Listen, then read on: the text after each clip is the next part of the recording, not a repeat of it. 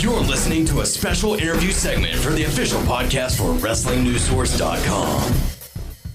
Okay, folks, joining us on the show this week, a former 10-time WCW Tag Team Champion, also a WCW Television Champion, one half of Harlem Heat, Stevie Ray. Mr. Ray, welcome to the show. How you guys doing? Appreciate having me. We certainly appreciate you coming on the show. You're going to be appearing at Booker T's Reality of Wrestling this Saturday at 16511 Diana Lane in Houston, Texas, out of the Clear Lake Sports and Recreation Center. Main event's going to be Gustavo Mendoza versus The Pride in a steel cage match where the loser must leave ROW. Also scheduled to appear, Abel Andrew Jackson, the brothers Lockhart, Kelly Kevin, the Samoan Beast, and special guest Rob Van Dam. Now, Stevie, you actually made a special appearance at Christmas Chaos back in December, where you were part of the you were the special enforcer during the Samoan Beast and Steel match. And for those who have seen the match, there were people claiming that you had sort of a fast count in favor of the Samoan Beast. Would you care to respond to those comments?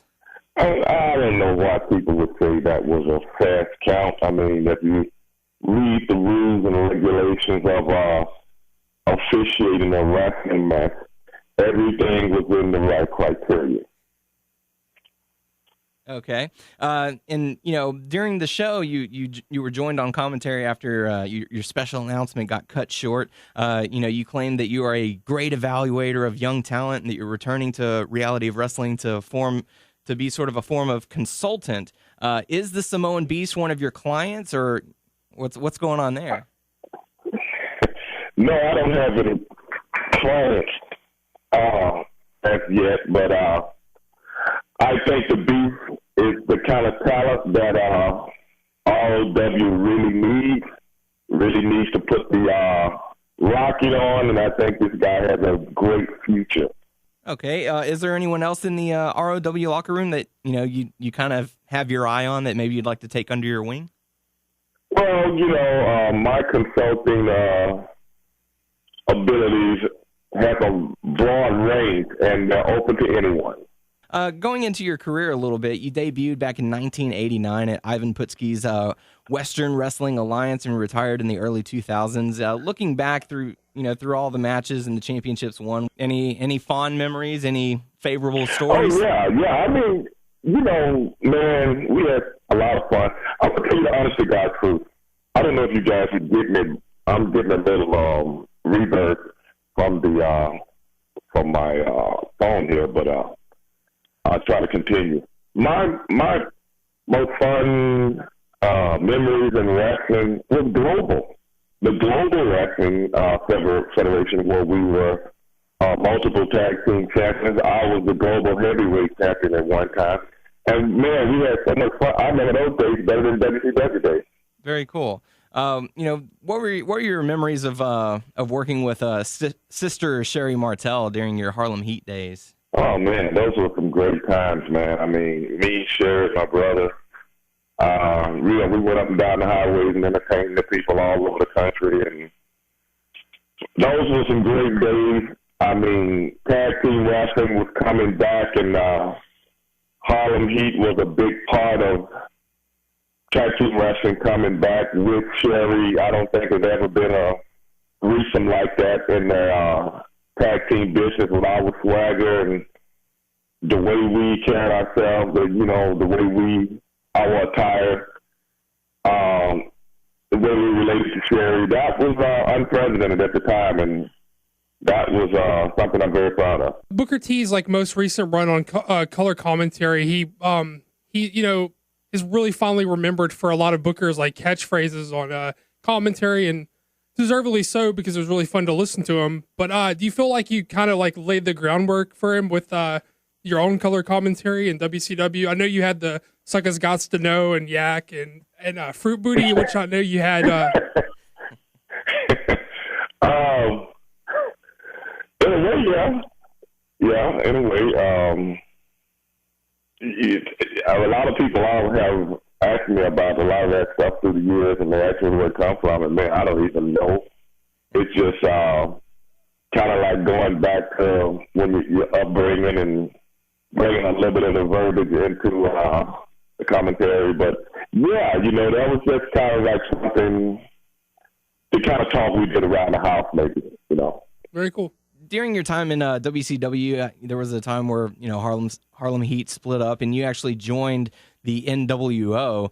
And during that time, you used what is known to the wrestling world as the Slapjack. Who came up with the Slapjack, and you using it in your matches? Take us through all the storyline through that.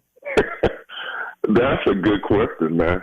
I still got people to this day walking up to me and asking me, "Hey, man, do you still have the Slapjack?" I didn't know. I didn't really know it went over that well, but I guess it did.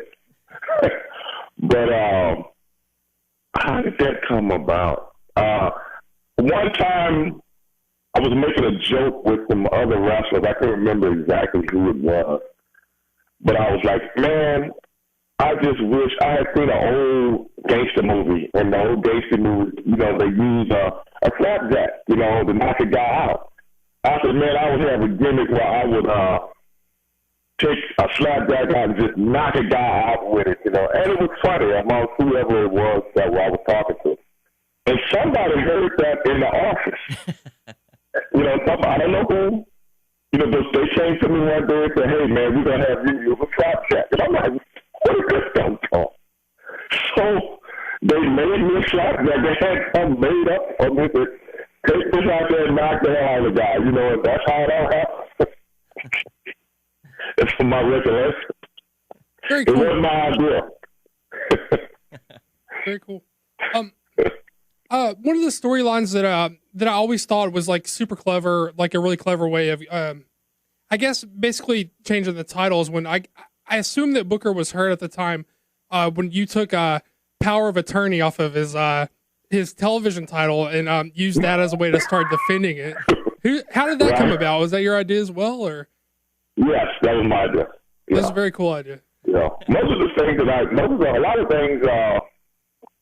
Within that period right there was a lot of, my ideas. I had a lot of ideas that went on cameras. A lot of them did. A lot of them were stolen. I learned not to bring ideas to certain people because they would steal them. But I've always been aware of certain things in the wrestling business that I thought would work, for certain characters. And I like to express them, Very cool.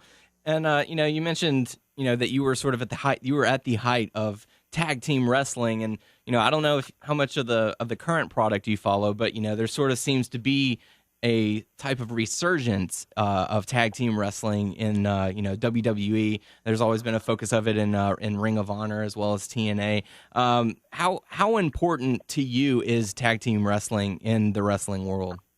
A lot of people don't know this, but me and my brother never set out to be a tag team when we got into the wrestling business.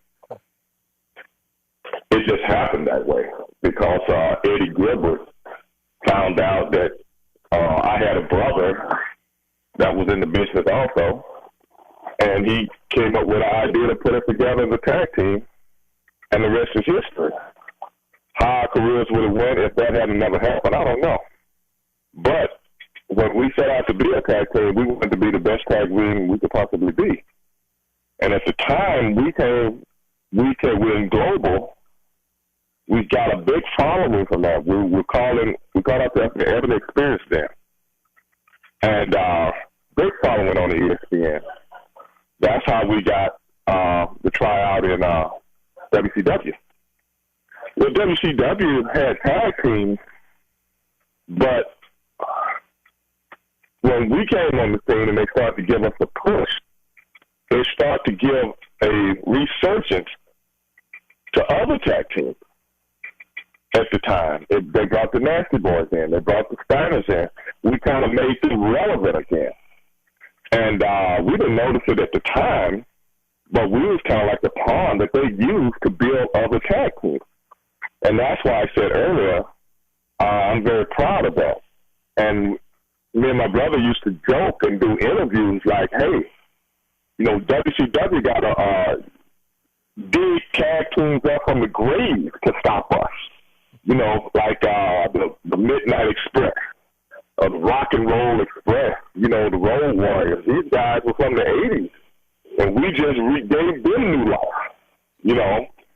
And it was like, I look back on it now, some 20 years later, and Harlem Heat kind of kept going, trying to research things that happened in the 80s and the 90s. Mm-hmm. Now, today, I think I love tag team wrestling. I was looking at a match the other night between the Rose Brothers and I can't remember who it was now, but it was a great match. Great match. And that kind of excitement, when you get guys, the more they work together, the better the matches look. That's what professional wrestling has been lacking for so long. Because there's nothing like having rival tag teams against each other. It's just another part of the show that's separate from all the other ballyhoo that's going on, and that's the way I look at it. You mentioned like so many of the tag teams you guys worked with, so many great tag teams. Do you have a favorite tag team opponent or a team you guys felt you really meshed really well with and worked the best with?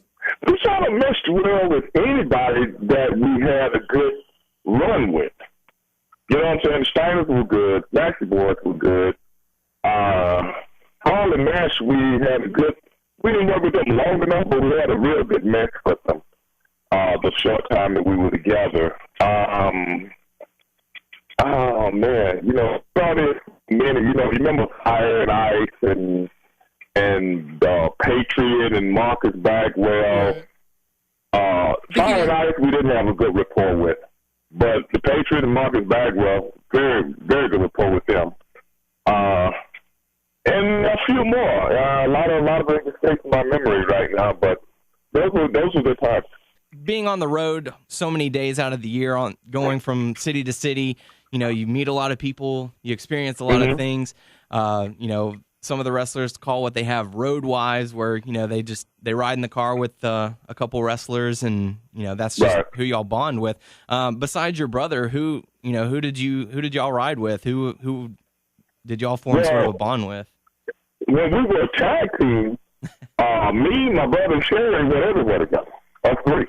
Then when maybe Sherry was coming with someone else or riding with someone else, Nick Patrick, the referee, he rode with us all the time.